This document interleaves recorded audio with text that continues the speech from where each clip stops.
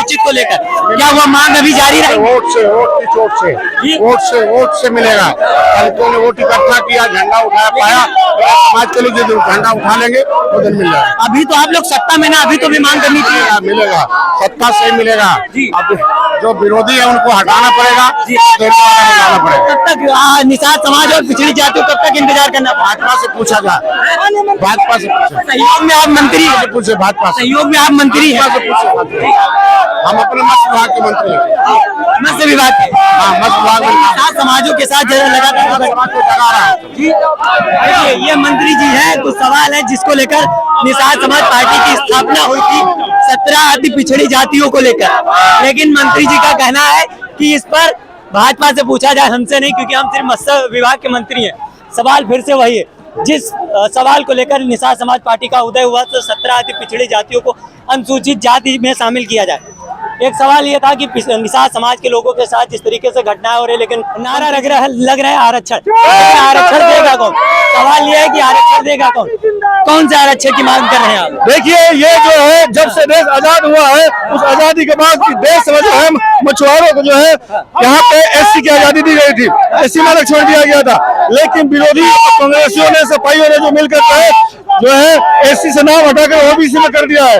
इसीलिए पूरे प्रदेश में डॉक्टर संजय कुमार निषाद जी के नेतृत्व में आज पार्टी के 11वां स्थापना दिवस के दिन जो है हम लोग मांग कर रहे हैं। सवाल ये है कि आप लोग लगातार सत्ता में बैठे, तो ये मांग सरकार से करनी चाहिए।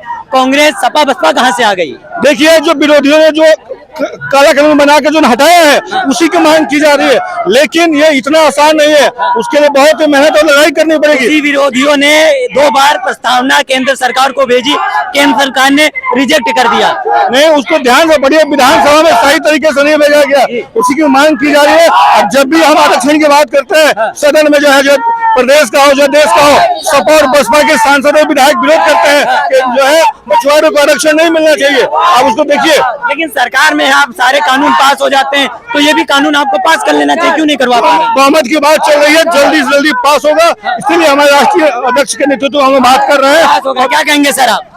देखिए, बहुत सारे विषय हैं जो लंबित है। सरकारों ने कई बार कई विषय रखे नहीं हुए, लेकिन निषाद पार्टी एक प्रबल दावेदारी करती है अपने बातों को रखने की, और बड़े भाई छोटे भाई की भूमिका में जितने भी लोग होते हैं वो सुनवाई करते हैं।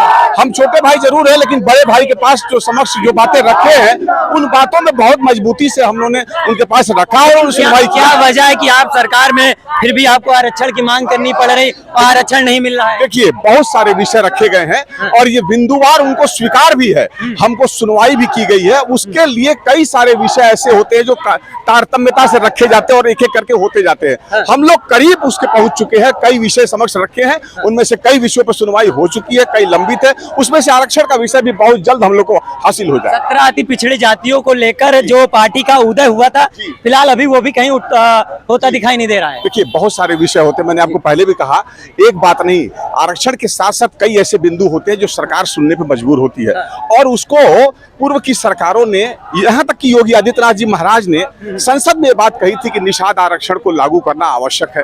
खुद महाराज जी का तो फिर लागू क्यों नहीं करें? लागू कर देना चाहिए। वही करना, वही बताना मेरा काम है।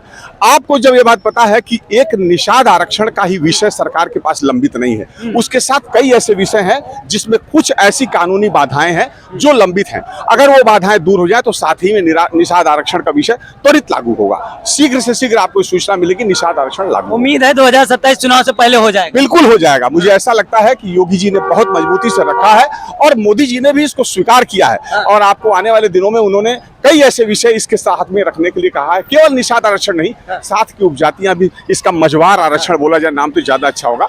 मझवार आरक्षण में 16 उपजातियां हैं जो लागू हो जाएंगी, और मझवार आरक्षण लागू करना सरकार की मजबूरी हो जाएगी। क्यों? क्योंकि संविधान में जितनी भी चीजें उसको लेके हम लोग आगे बढ़ रहे हैं, और उन्हीं विषयों को लागू कराने के लिए हमारा ये निरंतर प्रयास जारी है। शीघ्र हम लोग इस आरक्षण को पा जाएंगे। चलिए, देखिए, निषाद समाज पार्टी के आज स्थापना दिवस है, और समाज पार्टी के अध्यक्ष संजय निषाद जी आज अपने पैदल यात्रा ले रहे हैं, अपने स्थापना दिवस मना रहे हैं। लेकिन मेरा सवाल फिर से वही था, जिस सवाल को लेकर निषाद समाज पार्टी का उदय हुआ था, 17 अति पिछड़ी जातियों आरक्षण और अनुसूचित जाति में शामिल करने।